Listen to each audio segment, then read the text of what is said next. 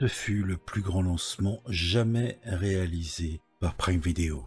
Les premiers épisodes des Anneaux du Pouvoir ont attiré plus de 25 millions de téléspectateurs dans le monde pour son premier jour en ligne. Autant dire que Amazon s'est réjoui de cette nouvelle. C'était un moyen pour eux d'attester que la très coûteuse série sur le monde des Seigneurs des Anneaux était un succès. Un des personnages que nous allons suivre tout au long de cette série, c'est Galadriel, la terrible et envoûtante Dame de Lorien, interprétée par Cate Blanchett dans la trilogie Les Sœurs des Anneaux et Le Hobbit. C'est avec elle que s'ouvre cette série des Anneaux du Pouvoir, sous les traits de l'actrice Morfydd Clark, des millénaires avant qu'elle hérite de la puissance et du pouvoir d'un anneau. Après la mort de son grand frère Finrod, tué par les sbires de Sauron, Galadriel se mue en princesse guerrière et reprend la quête de son aîné pour pourchasser le Seigneur des Ténèbres aux confins de la Terre du Milieu, quitte à pousser ses hommes vers une mort certaine. Pour ceux qui ont apprécié le Seigneur des Anneaux, il faut quand même préciser que cette Galadriel n'est pas celle des Seigneurs des Anneaux. Elle est beaucoup plus jeune. Elle a entre 1400 et 1450 ans et celle du Seigneur des Anneaux entre 7000 et 7500 ans. Donc c'est clair que ce n'est plus la même personne. Des millénaires séparent les deux histoires.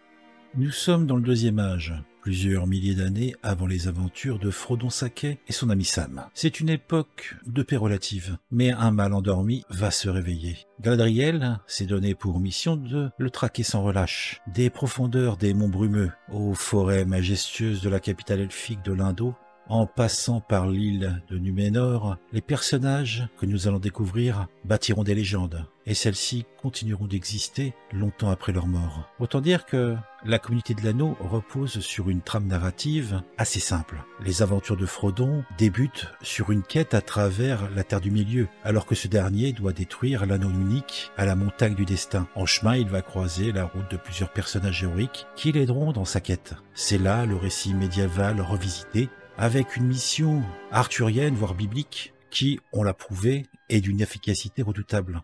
Pour éviter l'ardite, les Anneaux de Pouvoir, eux, se débutent d'une toute autre manière. On part sur une narration éclatée, dispersée à travers l'espace, mais pas dans le temps. Vous pouvez vous rassurer. C'est néanmoins Galadriel, quand on est au rôle de conseillère dans les romans et les films, qui avance en tête de troupe.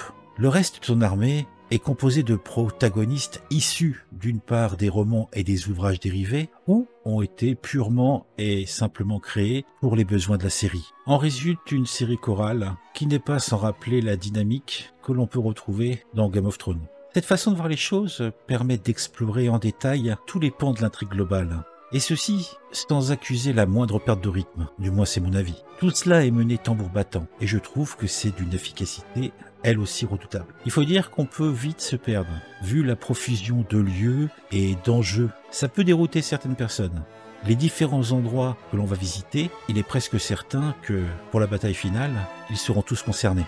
Alors certains diront qu'on a là tous les ingrédients d'une bonne saga épique. Parfois, c'est vrai, toujours dans ces cas-là, la mise en place donne un peu le vertige, mais rassurez-vous, rapidement, les choses vont avancer dans le bon sens et vous allez retrouver ce qui vous plaît dans l'univers tendre et imagé de Tolkien.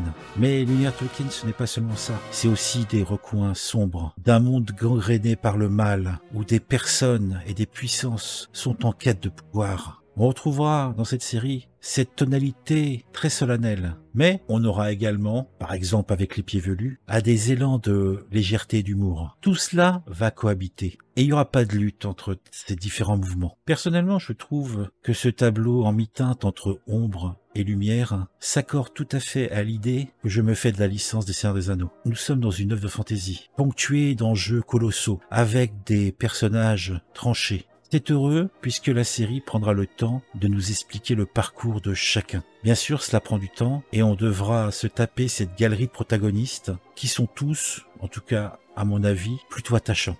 En tout, cette première saison se composera de 8 épisodes et on devrait rapidement avoir le début des hostilités. Il est clair que cette première saison n'est qu'un préambule. Amazon a prévu 5 saisons. La seconde saison a déjà été signée et nous aurons donc encore longtemps cette épopée en Terre du Milieu. Je ne le répéterai pas, la presse en a parlé. Cette première saison a coûté 465 millions de dollars. Autant dire que, à ce jour, c'est la série la plus chère produite. Alors laissez-vous enthousiasmer en regardant des flashbacks époustouflants. Explorez avec les protagonistes, les recoins reculés de la Terre du Milieu. Émergez-vous avec les héros dans un voyage à travers des paysages envoûtants qui sont issus de l'imaginaire de cet écrivain anglais, Tolkien. Baignez-vous dans ces vallées de lumière et dans ces immensités glacées. Dites-vous-le, chaque lieu s'imposera à vos yeux et vous serez médusé.